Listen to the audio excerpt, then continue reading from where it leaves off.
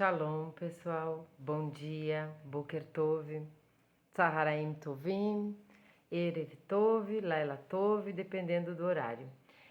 Segunda vez que eu vou gravar o vídeo, então vamos direto ao assunto. Nós estamos no capítulo 11, a impressão do Talmud. Nós vamos ler, vamos comentar algumas coisas e vamos torcer para que não haja chiado. Eu quero dizer para vocês que quem é novo no canal tem playlist de tudo, tá? Inclusive tem uma playlist para quem tá chegando agora no canal. Então vai ter desde a primeira bênção que eu fiz até os vídeos mais recentes. Mas se você está estudando o Talmud ou se você quer especificamente, vá nas playlists uma por uma e veja o que te interessa.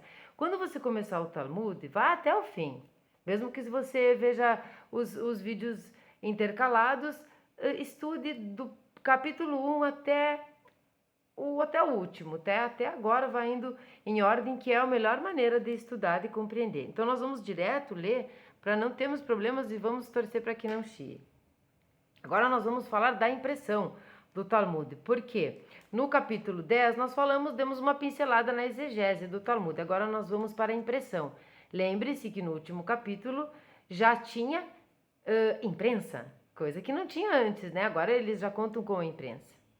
Então, capítulo 11, impressão do Talmud. Lembrando o nosso livro aqui, ó.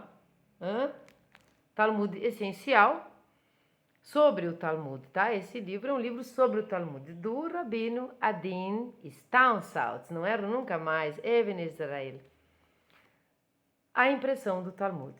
Após a redação final do Talmud, surgiu a necessidade de cópias da obra completada para fins de estudo. Naqueles tempos, os livros eram copiados à mão, e quanto mais vultuosa a obra, mais cara e laboriosa a tarefa. Os poucos e preciosos exemplares eram ciosamente guardados por seus proprietários, que nem sempre queriam emprestá-los, mesmo para serem copiados. Quem nunca emprestou um livro e nunca mais voltou, né? Imagina só feito à mão, com 2 milhões de palavras. Diversos livros escritos na Idade Média contêm palavras de louvor ao empréstimo e à cópia de livros, serviços que eram considerados um aspecto importante da cultura. Basta recordar que o Talmud contém aproximadamente 2 milhões e meio de palavras, para entender porque as cópias eram poucas e muito espaçadas de tempo. Fazia uma cópia, depois de muito tempo outra, né? Até em épocas em que não havia rígidas restrições à sua distribuição, e até mesmo quando a situação econômica dos judeus permitia amplo trabalho de cópia de textos. Agora nós vamos entrar, onde eles começaram a ser perseguidos também pela impressão dos livros. Então, perseguições, prisões, proibições da edição, proibições da impressão, proibições da distribuição e tudo mais. Muitas cópias do Talmud parecem ter sido feitas pelos próprios estudantes a partir dos livros disponíveis nas yeshivot, academias. As palavras que nós já conhecemos em hebraico eu vou procurar não falar em português. Então, as yeshivot. E não eram destinados ao uso do público, pois muitas vezes estavam cheias de comentários escritos. No período dos Geonim, também não vou repetir, hoje eu vou ainda. Geonim são os chefes das grandes academias, no plural, que é os Gaon, né? Então, os Geonim. Frequentemente se pedia às academias da Babilônia que fornecessem cópias do Talmud, e as primeiras cópias na Espanha foram aparentemente feitas a partir de uma versão ditada de memória por um Gaon que lá chegara, né? Um chefe de uma grande academia que lá chegara, na Espanha. Os doutos das primeiras gerações costumavam memorizar grandes quantidades da lei oral. Certos tratados individuais eram largamente difundidos por conterem a miúde ensinamentos de importância prática, ou serem considerados parte do currículo básico, mas eram raras as edições completas do Talmud. Por exemplo, o professor do Rashi, o nosso Rashi, o maior comentador da Torá, nunca estudou o tratado Avodah Zará, que nós vamos ver adiante, que em certa impressão nem foi utilizado. Deixaram um tratado inteiro de fora. Como num capítulo de um livro, de um romance, que você tem que fazer uma continuação, você simplesmente imprime sem um dos capítulos. Fica o de antes, um buraco, e o depois. Esse tratado era importante, precisava estar ali. Simplesmente por nunca ter conseguido obter uma cópia do mesmo. Condições similares parecem ter prevalecido em muitas comunidades judaicas em todo o mundo. Apesar de a escassez de cópias poder ser atribuída exclusivamente a dificuldades técnicas, o problema era exacerbado pelas perseguições. Então aqui começa aquela perseguição ferrenha contra as obras em si, começa a queimar e tudo mais. Diversas vezes, na Idade Média, o Talmud foi banido e queimado, destino que também sofreu ocasionalmente em tempos modernos. Devem estar queimando o livro até hoje. Muitos volumes se perderam ou foram extraviados no correr das migrações resultantes de frequentes decretos de expulsão, e alguns livros foram confiscados por ordem das autoridades. Particularmente destrutivo por seu impacto foi a proibição, sob pena de morte, da saída de livros do país durante a expulsão da Espanha, quando muitos volumes foram enterrados. Olha só. Sabe que até hoje, se existe algum erro, por exemplo, foi rabiscado, rasgado, o tetragrama numa Torá, a Torá não é jogada no lixo, não é rasgada, ela é inutilizada e enterrada.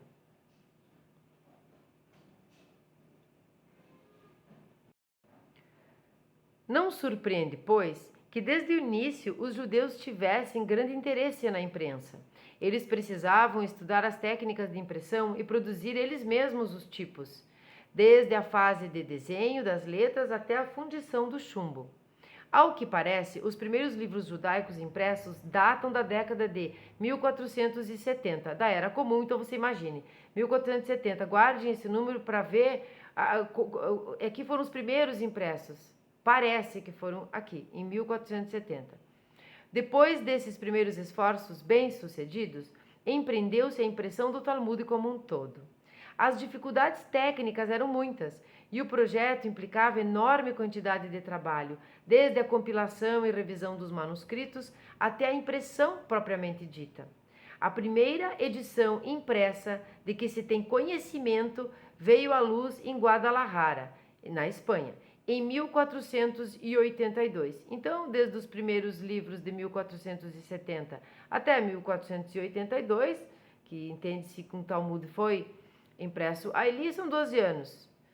A redação final do Talmud foi em 500, precisou 1.500 anos para ter uma impressão e né, 1.500, quase 500. E aí, mais 12 anos para imaginar que sim, aqui foi o primeiro Talmud.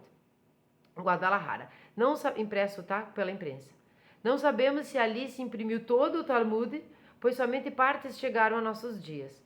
Durante a expulsão dos judeus da Espanha, 10 anos mais tarde, e de Portugal, poucos anos depois, todos os livros judaicos foram confiscados. Até muito pouco tempo atrás, desconhecia-se a existência dessa edição particular. Isso aqui é de 2006, esse livro. A edição é de 2019, mas ele foi escrito em 2006. Uma edição mais conhecida, que parece nunca ter sido completada, foi impressa nas cidades de Soncino e Pizarro, e outras edições surgiram em outras partes.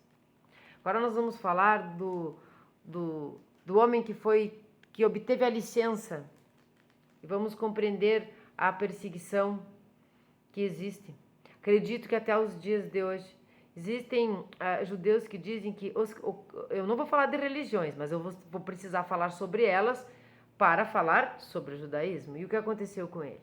Então, muitos rabinos comentam que nunca foram os muçulmanos, nem mesmo agora, né? Agora são terroristas, não são os muçulmanos. Nunca foram os muçulmanos os maiores perseguidores dos judeus, e sim os cristãos. O cristianismo. E não você, cristão, que está assistindo individualmente, mas o cristianismo de uma maneira geral. Amparado pela Igreja Católica. Vamos falar de Daniel Bomberg. Durante esse período, os judeus temiam empreender a impressão do Talmud por causa da atitude negativa da Igreja Católica. Olha aí, chegou a Igreja Católica.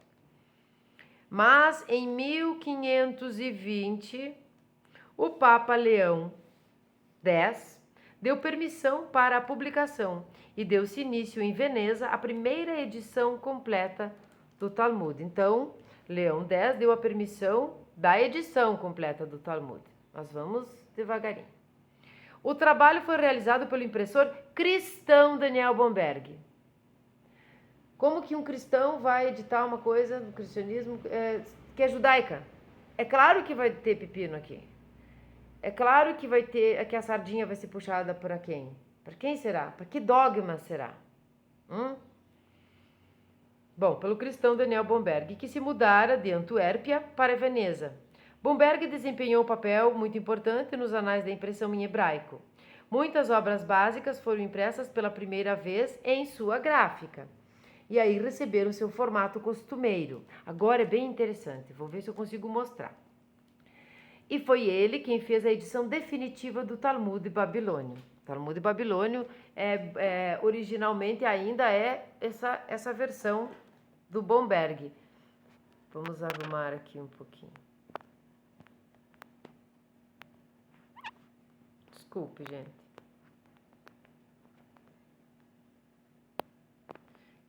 Desculpe. O formato básico das páginas, número de folhas e localização dos principais comentários da página foram determinados nessa primeira edição. E a partir de então, quase todas as edições copiaram esse formato. Exceções à regra encontram-se aqui e ali, mas em geral se referem em certo modo, através de marcas ou divisões especiais, a essa edição original. O texto talmúdico é impresso no centro da página. E aqui eu vou mostrar aquela página que a gente já viu, mas para vocês entenderem. Aqui está a página, tá? O texto central do Talmud, a Guemará, né? Olha só, a Guemará. E a Mishnah está aqui no meio, tá vendo? No meio. Uma letra um pouquinho diferente. O texto do Talmud está ali, no meio. Tá? Com o comentário do Rashi num lado e as Tosafot no outro. Tosafot são os acréscimos. Eu disse que não ia mais falar as palavras em português, são os acréscimos, Tosafot, vamos guardando. Então, olha só. Aqui está o comentário do Rashi e aqui estão as Tosafot. Texto do Talmud, Guemará e Mishnah, Rashi e acréscimos.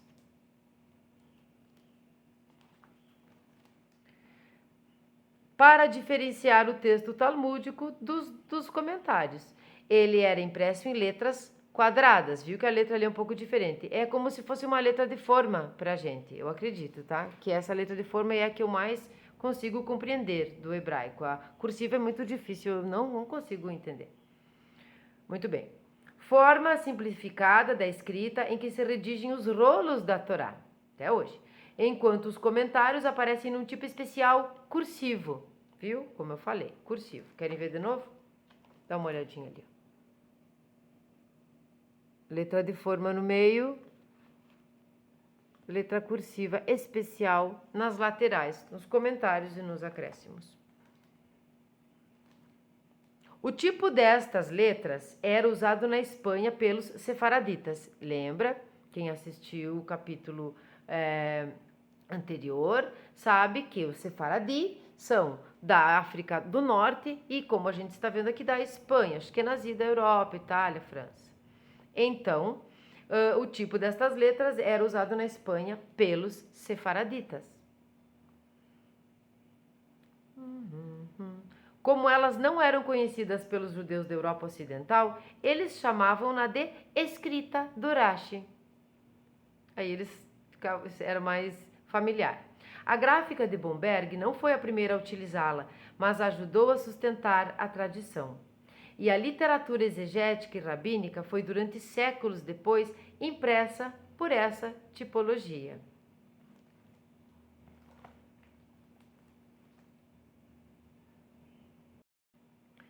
A ordem das páginas e folhas era da maior importância. Desde essa edição, há um método acurado de assinalar as citações pelo nome do tratado e número da folha e página. Voltando lá para o desenho, olha só.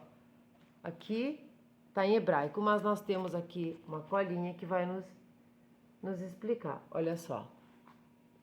Vamos ver se eu consigo aqui. Ó.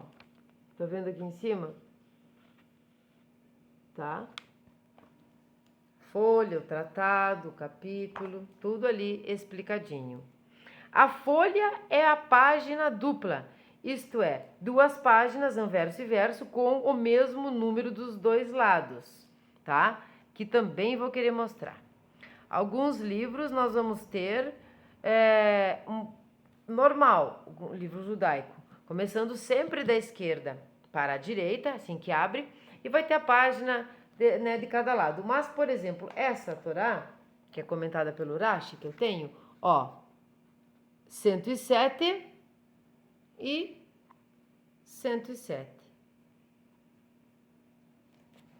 O Talmud todo é assim.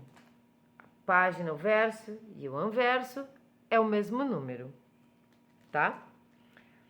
A impressão das Tosafot, né, nossos acréscimos ao lado do texto, tinha mais importância teórica, tá? Só que no século XVII, o Maharal de Praga, bem famoso, conhecido e importante no judaísmo, queixou-se dos métodos de estudo de seu tempo e atribuiu parte da culpa ao fato de que as Tosafot eram impressas ao lado do texto da Guemará, de sorte que se desenvolvia uma tendência a aceitar fórmulas específicas baseadas nos pontos de vista dos Baalei Tosafot, dos autores dos acréscimos. E ele achava que isso era prejudicial, porque estava muito próxima da parte estrutural, da parte da Guemará e da Mishnah, da parte do Talmud mesmo. Agora, a tipologia do Rashi, aqui também vamos mostrar. Que bom ter o livro, ter as coisas no livro. Olha só. A tipologia do Rashi. Então, eles entendiam, escrito do Rashi, qual que é? Esse de baixo aqui, ó. Veja que não tem muita diferença. Então, em cima nós temos a letra de forma e abaixo nós temos uma letra especial cursiva. Aqui ela é bem semelhante, olha o Yud é igual, aqui nós temos muita semelhança. Cursiva dos dias de hoje, a cursiva moderna, talvez acho que a antiga também não essa especial, é bem diferente as letras. Eu assumo que é bem difícil. Eu prefiro a letra de forma, que a gente consegue compreender, ela é mais quadrada, como eles dizem aqui, até pelo meu problema visual, eu consigo ver muito melhor. Essa primeira edição, mas as pessoas que aprendem hebraico, que vão do curso do começo até o fim, elas aprendem as duas maneiras. Até porque, olha só a capa da Torá aqui, ó. Ó a capa da Torá. Cursiva. Cursiva, e aí eu não entendo, né? Essa primeira edição estava longe de ser perfeita e sofria de várias falhas, erros e omissões que foram corrigidos no devido tempo. Outras edições, particularmente a de outro impressor cristão, Justiniano de Veneza, que também serviu como modelo, procuraram em geral melhorar as versões anteriores. Edições subsequentes tiveram a revisão de provas feita com grande precisão e incluíram índices mais minuciosos de versículos bíblicos e sentenças alárricas, além de comentários de doutos contemporâneos. Esse processo continuou até o presente. Agora nós começamos com as proibições. O Papa, Igreja Católica. O Papa Júlio III interveio no trabalho de impressão e disseminação do Talmud pouco depois desse período, ao proibir a publicação da obra e ordenar que fossem queimados os exemplares existentes. Olha a barbaridade! Uma trabalheira desgraçada para fazer, e além de proibir, ele manda queimar os exemplares que existem. Então, até hoje aí queimando livro. Tem gente que acha bonito queimar livro. 1553, isso 1554, da Era Comum.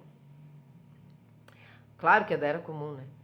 Assim, o Talmud não podia ser impresso na Itália e outros países europeus foram indiretamente afetados. Em muitos países, o Talmud só poderia ser impresso depois de obtida a permissão oficial. Agora vem o Oda do Borogodó. Essa permissão oficial, muitas vezes só impressores cristãos conseguiam a necessária licença. Eu preciso comentar? Só impressores cristãos tinham essa licença do Papa para imprimir livro judaico, Torá oral, explicação oral de uma escritura sagrada, com comentários e leis e tudo mais, e tratados. Preciso explicar? A censura da ditadura sacra judaica em geral e do Talmud em particular tornou-se mais rigorosa, quer dizer, já era rigorosa, ficou pior. A edição de Basileia, a partir de 1578, é uma versão extremamente truncada, que omitiu um tratado inteiro, o Avodá Zará, justamente aquele que o professor Durashi não conseguiu ter acesso, nunca leu, porque nunca conseguiu chegar nele. Esse aqui tiraram completamente o tratado. E, infelizmente, outras edições basearam-se nessa incompleta. Então, continua passando, não é só o telefone sem fio, né, tudo errado, agora está impresso. Várias edições foram impressas na Polônia antes desse país cair sob a influência dos jesuítas. Exceto o número deles foram impressos em Amsterdã, que por parte dos tolerantes Países Baixos permitia a publicação de quase todos os livros em hebraico, e na Alemanha protestante. Slavuta e Vilna.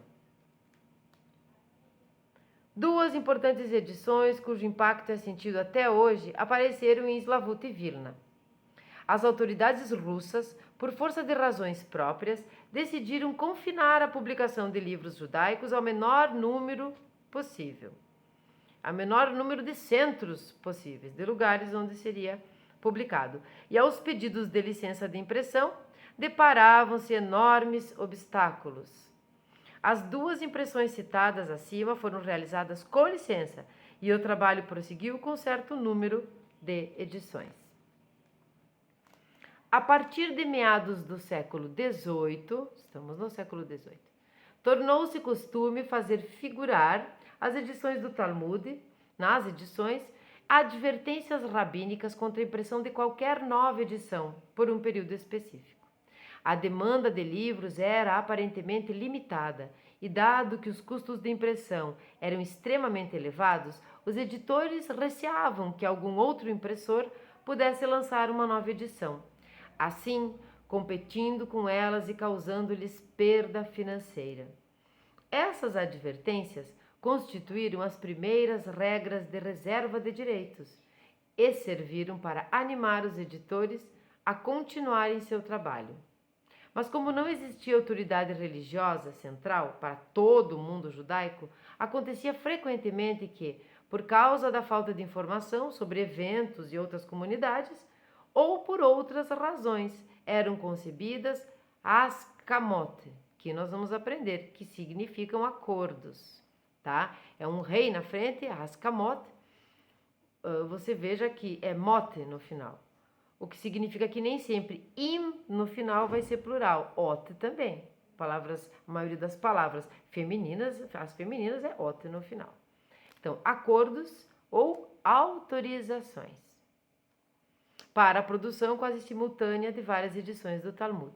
Isso levou a disputas entre os editores e às vezes entre os rabinos, que tinham assinado as diferentes askamot, acordos ou autorizações. Assim, certas edições, algumas de alta qualidade, podiam não aparecer completas por causa da competição entre impressores. Às vezes, o projeto era dividido por diferentes cidades. As importantes edições de Slavuta e Vilna também foram objeto de controvérsia. Os impressores de Slavuta produziram uma bela edição do Talmud, que rapidamente se esgotou, e os impressores de Vilna decidiram então lançar sua própria edição, dentro do período de proibição de impressão. Como a situação da edição de Slavuta não era suficientemente clara, o editor de Vilna conseguiu também obter grande número de Haskamote, acordos, tá? E autorizações dos rabinos da região. Seguiu-se uma contenda em larga escala quando os fatos vieram à luz.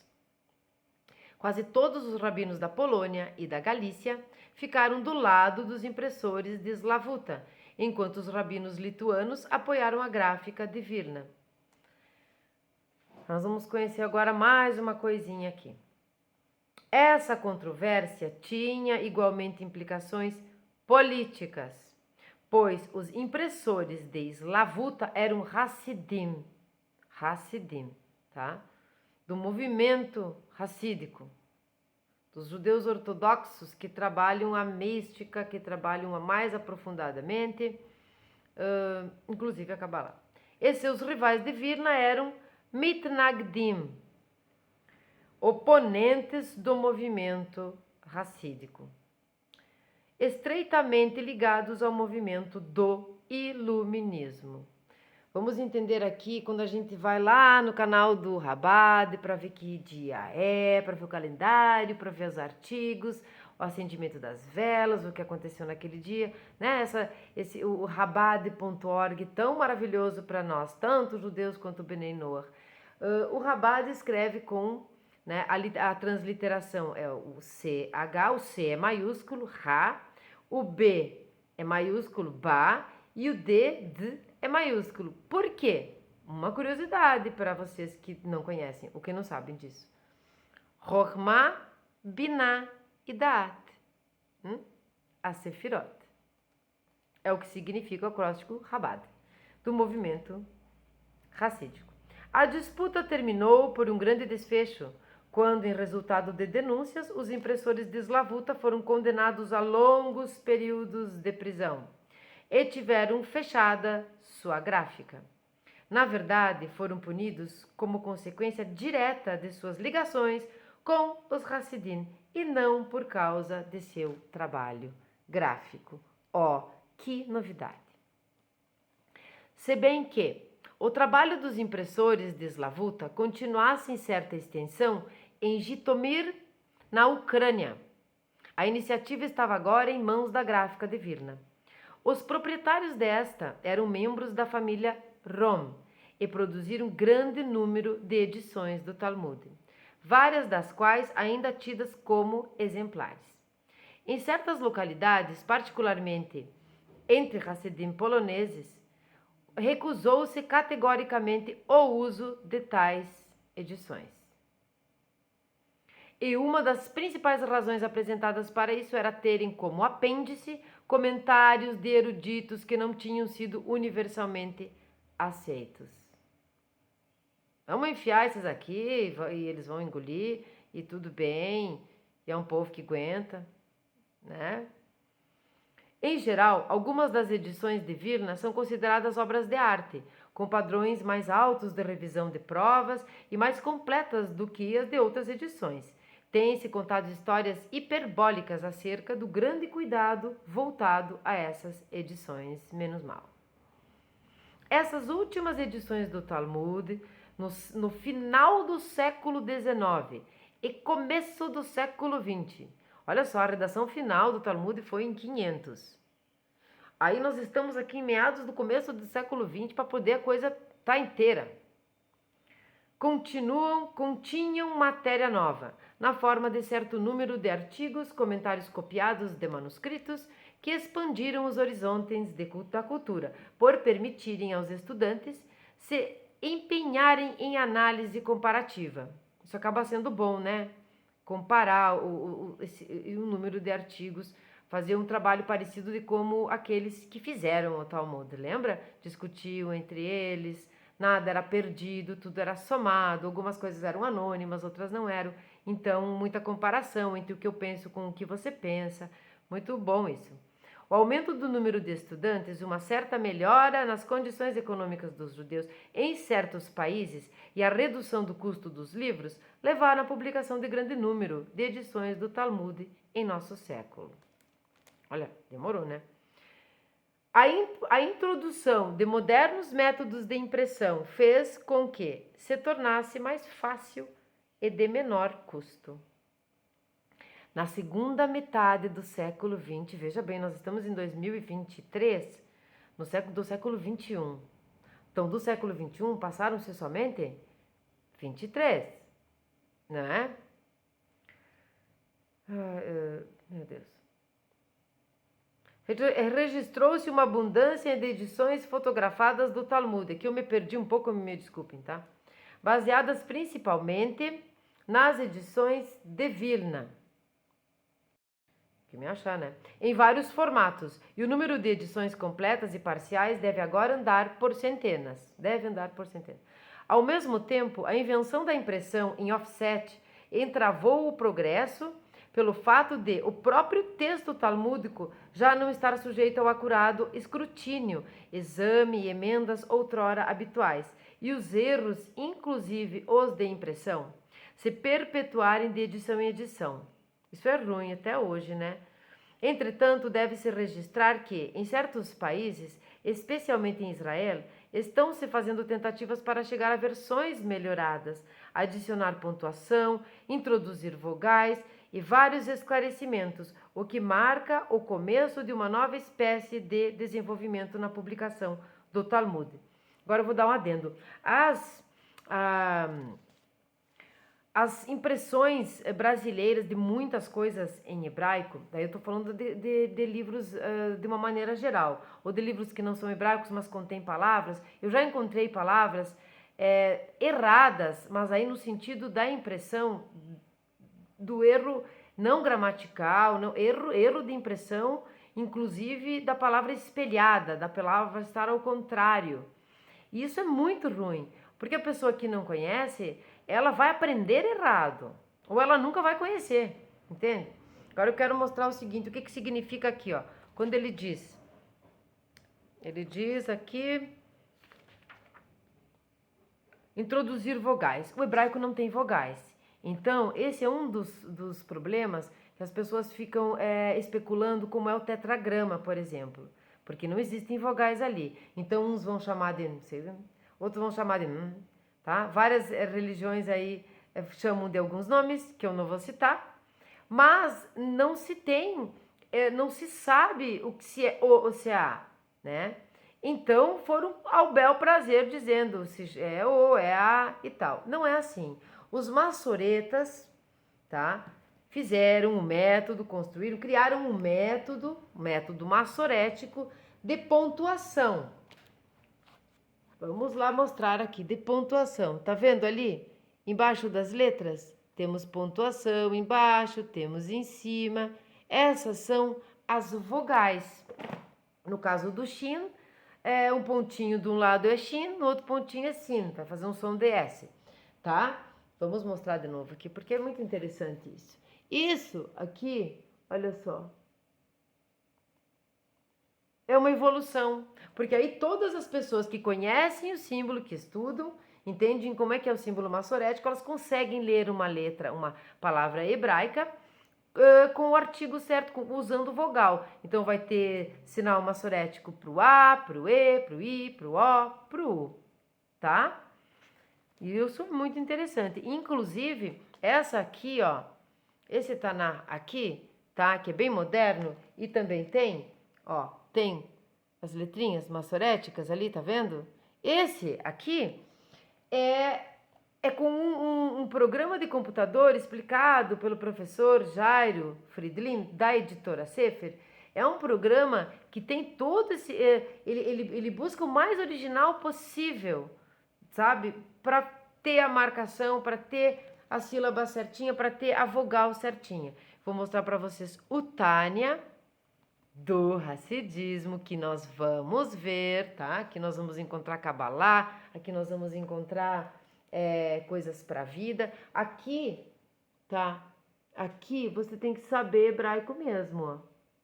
Aqui não tem os sinais maçoréticos. É claro que esse aqui, ele é um livro que abrange praticamente tudo, embora o Tânia seja uma enciclopédia de livros. Aqui ele tem um concentrado, assim como o Talmud Essencial, tá? É um livro bem novo, eu acho que a edição é do ano passado, se eu não me engano, e ele é maravilhoso e a gente vai estudar ele. E ele tem do outro lado o capítulo também coisas, também estudos diários que a gente faz, tá vendo? Em português, tá? Vamos ver até aqui, ó. Não custa nada a gente dar uma olhada. A gente dá uma olhadinha aqui. Esse aqui é de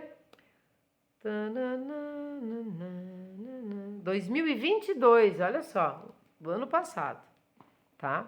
Vamos para o último trechinho aqui e acabamos o capítulo 11.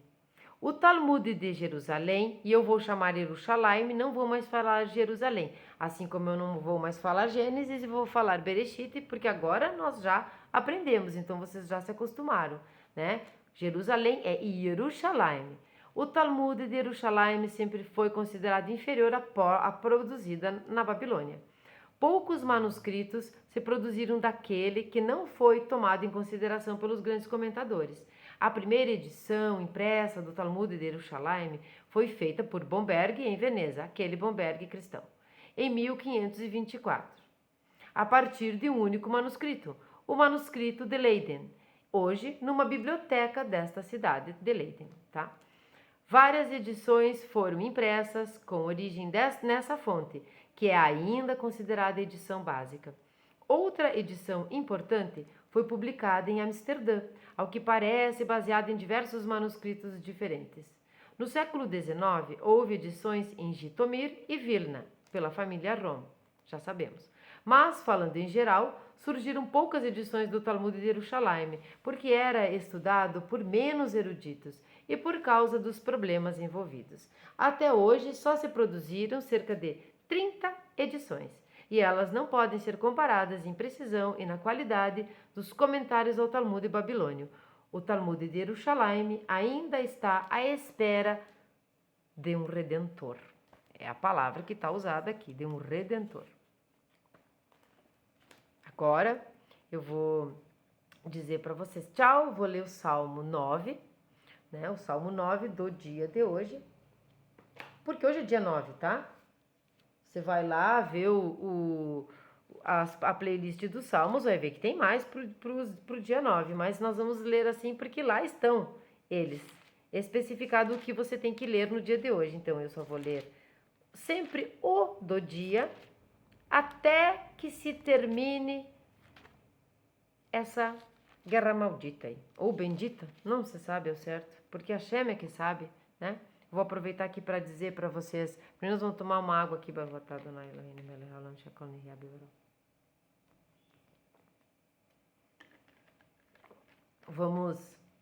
dar tchau, eu leio e termino o vídeo sem voltar a dar tchau.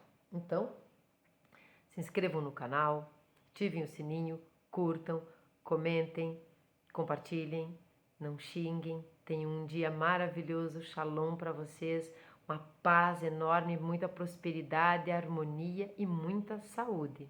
Muita fé no Criador. Vamos fazer o bem, que quem faz o bem vem, né?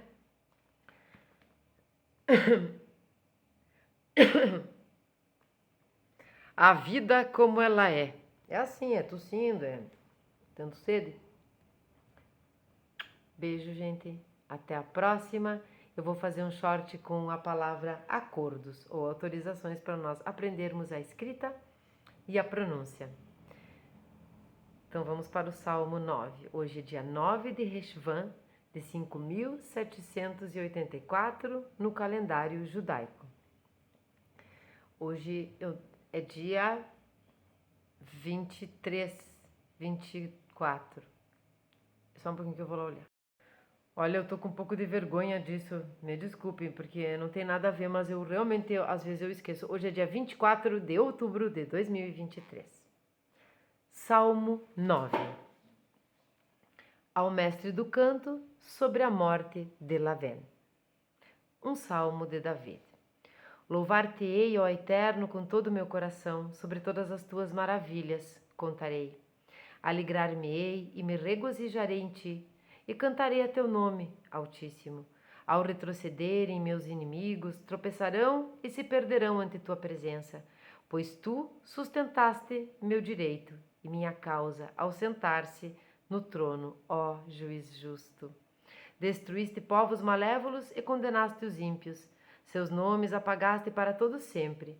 Exterminado foi o inimigo, só ruínas restaram. As cidades destruíste e toda sua lembrança pereceu. Mas o Eterno para sempre está nas alturas. Ele prepara seu trono para o juízo. Ele julgará o mundo com retidão. Sentenciará os povos com equidade. O Eterno será uma fortaleza para o oprimido, uma fortaleza nos tempos de angústia. E confiarão em ti todos os que reconhecerem o teu nome, pois tu nunca deixaste os que te procuraram, os que te procuram, ó Eterno. Cantarei ao Eterno que habita em Sião, difundam entre os povos seus feitos, pois aquele que cobre o sangue derramado, dele se lembrou. Ele não esquece o clamor dos aflitos. Concede-me a tua graça, Eterno, vê minha aflição, causada pelos que me odeiam. Tu que me resgatas dos portais da morte, para que eu possa exaltar todos os teus louvores nos portões da filha de Sião, para que eu possa exultar com a tua salvação. Caíram os povos no fosso que fizeram, na rede que estenderam, seu próprio pé ficou preso. O Eterno tornou-se conhecido, ele executou a sentença, através de suas próprias mãos. O perverso foi golpeado. Refleti sobre isso. Os ímpios voltarão ao abismo, assim como todos os povos que do Eterno se olvidam. Pois o necessitado não será eternamente esquecido, nem a esperança dos aflitos se perderá para sempre. Levanta-te, Eterno, para que não prevaleça o malévolo, e sejam por ti julgados todos os povos. Impõe-lhes, Eterno, o temor a ti, para que reconheçam todos que são apenas falíveis mortais.